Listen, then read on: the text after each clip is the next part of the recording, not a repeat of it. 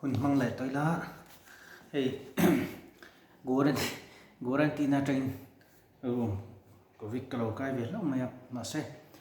tôi thấy coi ra là cái thà i mình trong trai pui na ra ra te thì lại mình ate ông mày là thì cái khu te po xịt loa in kim mày hi trái mày hát sắm ấy mà cái này loa hi ru pui mo khóc mẹ giải nạp bảo hiểm kan thin nung pathian be si le lumila athan ka ria le mina thim deuh mai theya chu ngaro lai thi kan on lok ngai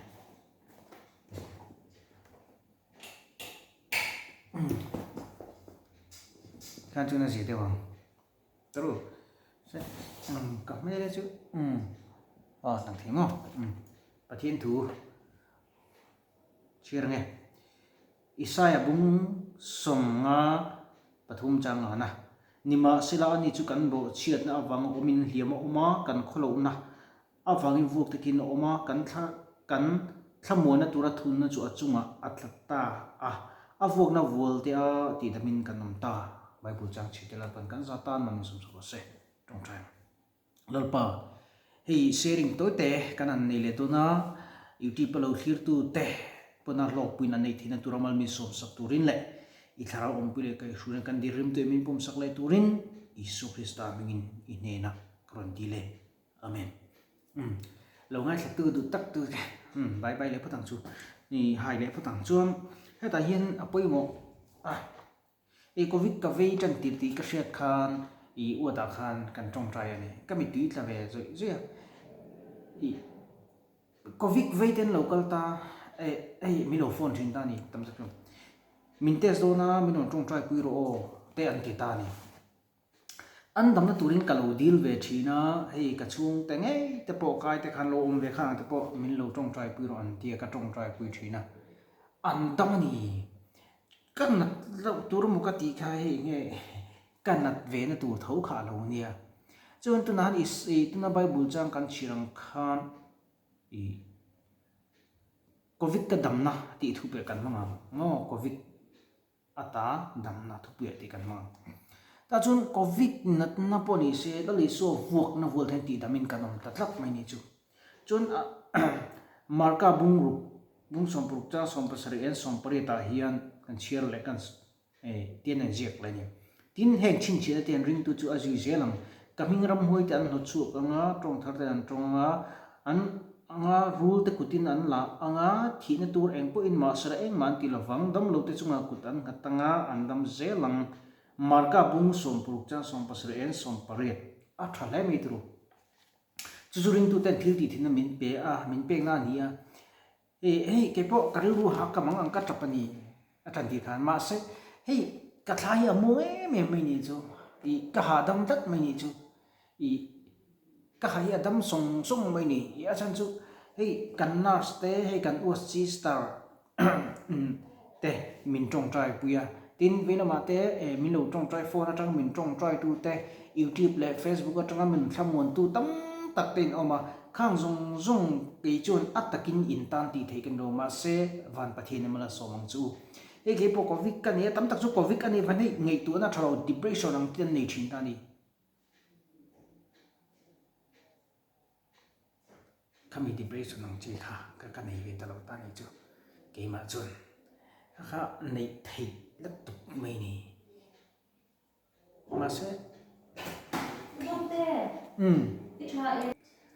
khat tin kha ania har satna mang an na kan han to chang te po hian min thamon thei tu chu lalpa ania intikla po kan dim na ania tian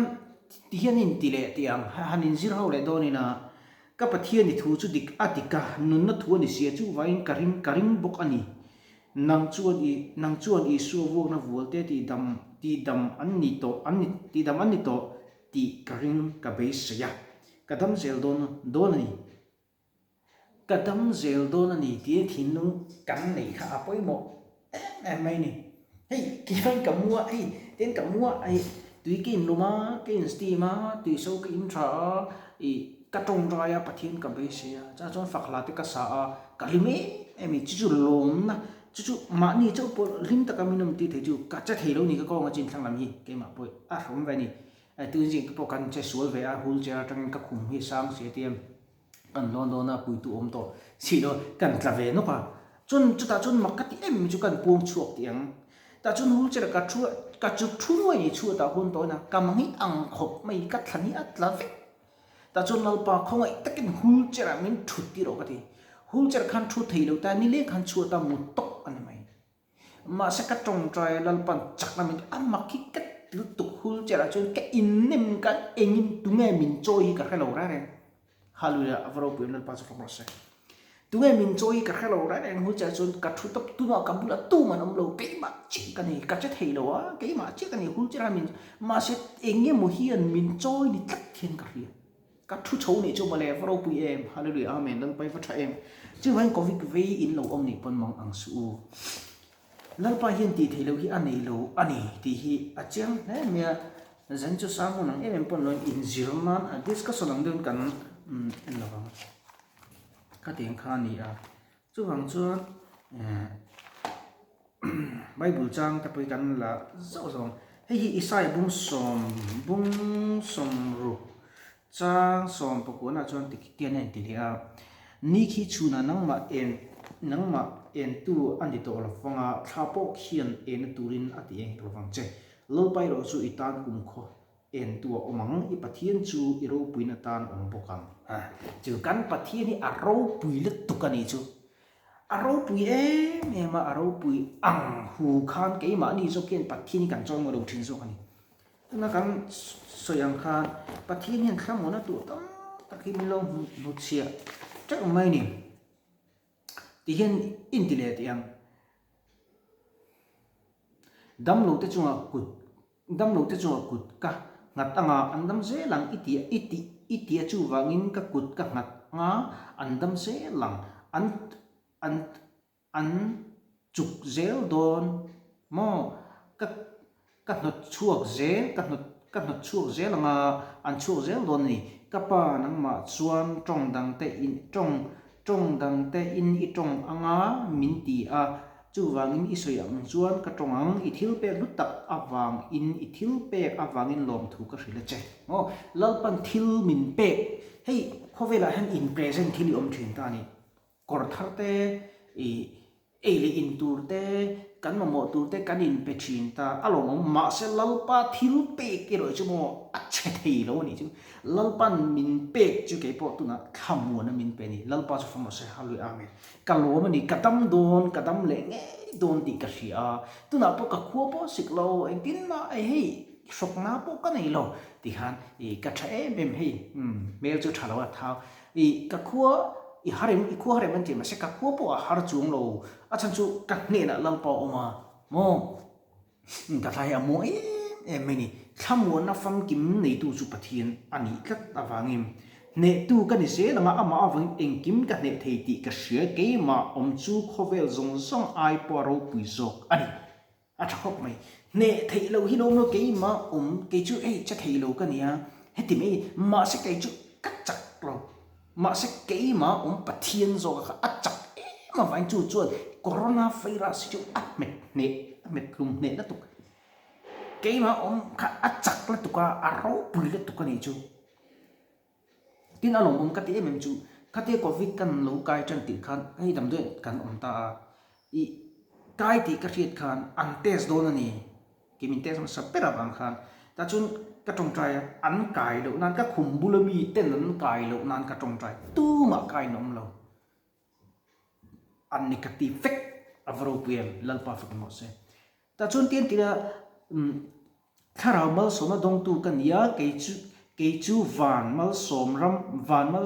ram rim kanam ani van mal som rim kanam ani kadam chu zong chuan mal som na chu kanuna alo lang chu zel ang isu min kan di le amen hei le khapu hei le khati ma paper te hei kan thia kan madam pakhatina min lo suggest ani a hei ka chia thina athakop mai ni van mal som na dong tu lalpa mal som na chen tu kan ni a katam se langa lalpan mal min som zelang chu kan rin ve hi ngai ni o lau na hi mo lo tu kan ri a huai sen phot chun kan tamang ri huai sen athakok mai ri ru doi lo thu ni tin tum ru tu ra ni machine kan ni chuan bible chuan nat na po thi na po ke ma ni po Isu Krista ta kan ni ti lalpa ni chu inna a thoni ni na don lo ni achan chu lalpa hin ami ti akal san mei lo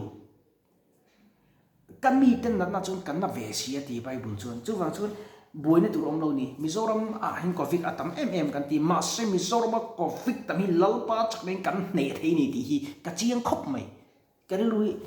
hlau na hian mun ni achang lo hrim tin ke mai ke in fit tu hin ka sia pathian khuina sara hey tuilum te kan in tra kan ni sia mate apa dam do hi om vak chung lo dam do thap chu pathian pol trong trai na ni fian ri hun to kan mang thelo ni chun eng tin nge pathian ti dam na kan chalang tu lim le lom ru tin lo I khovel thi da po ai ti lim na tu chu tam tu kai phone te po he ki po ke in chopa he ni atam ma se ka trong trai ve na ring po ve thum vel ning ka si ka trong trai to a ve liver ti khan achang le ka fa kan tei ve le ka in hei rai chu om kom na bil jim te hian hulchera chu tu pon ka than hit lam fak zel khumalon tu pon in nem ka ai tla klau le tu kin puiro ka ri run ka ti thin ka thum trai chun khuma ka lon thin chu ti khop chun ma se tu na hian ma nin khoi ni te po mihria chun ka nei ve le thin ma se in khongai thei kan lo a chan chu ka tat kanat ai le khongai ka ngai to lo a chan chu lalpa khan kanat ai an na to a ka tur ai kha alo tur fek to chu wang chun lalpa hian atur to vain ke chu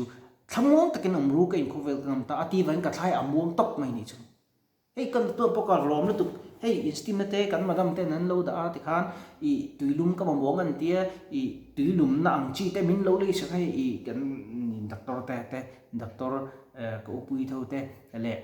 bidang tin flash min lo pe boka eng mak nei lo ke chuan dam te nom ve tok kha ka nia kum rei tak om to khan ka lo positive tak se chuan ti khan min ti sak me ka ei tu ni se ti mi lo thai biscuit te po pathian sara ka nei chak mi ke ei pe lo zo ke na ti khan ten ke mai ko ma ka him mi ma ka lo em boka enge a rom lo ni thil hi a rom zo ngai chu na ko ma se a rom lo zo ma pathian nen chu mo khoya po lal pa nen chu wang ma chang thi halu lal pa chu mo se lal pan ti dam che ro se I thin lung ka huai phot ro se I thin lunga huai sen na chu lal pan ang piang che hey ke po ka phingan zia ka ri se lo ka taksa chu ba se lal pa ka chunga wan la mu khipui tu phone ma se lal pa mu ni hallelujah amen lal pa chu pu ro se chu wang chon covid center kher om te covid ve te ina hon guarantee om tu lo sei dar ru poi mo la tu khlong tu eng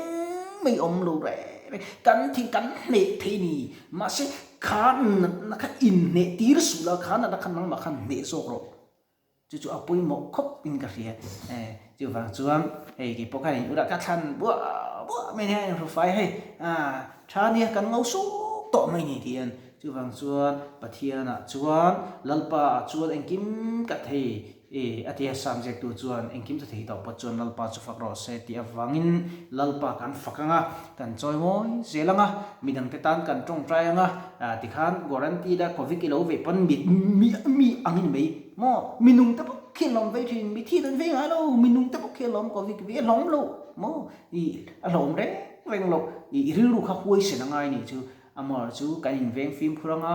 mas te kan vua thanga kan in center thanga evan dile evan nei chu ni te me amaro chu pathian ring tak akan omani chun eng ma hi lung ngai na tur le lau na tur hi om lo ni chu bang chuam thuoi na nun kha lo ni se ula tong trai khalo tha thlam lo ula kan ram so kha le kan dak to le kan nurse te le kan ta force duty te le kan dam doi in te kan tui in te engkim me dal pan mala som thine turin nang ma khai pui mo tu man pui mo lo nang ma khai pui mo tin hei tu nan jir chu ke kan ya klom na nun te hi jir chu ka jir chu thare ka te tun rum ka covid ve chu tin tong tlem te a tha thu te lalpa ne te kan thena kan ti la do theina nun nei na te kan te chu ka jir chho me zela ka zir chu don pon ka hri hei tuna pon nuam ka ti ka lim mani chu bang chuan lo lim phot mai ro lo lom phot mai ro lom mi lom te chunga lal pan ro pina pung chau the chu bang chuan covid ata dam na chu lalpa kan dam na hi ania lalpa kan chak na hi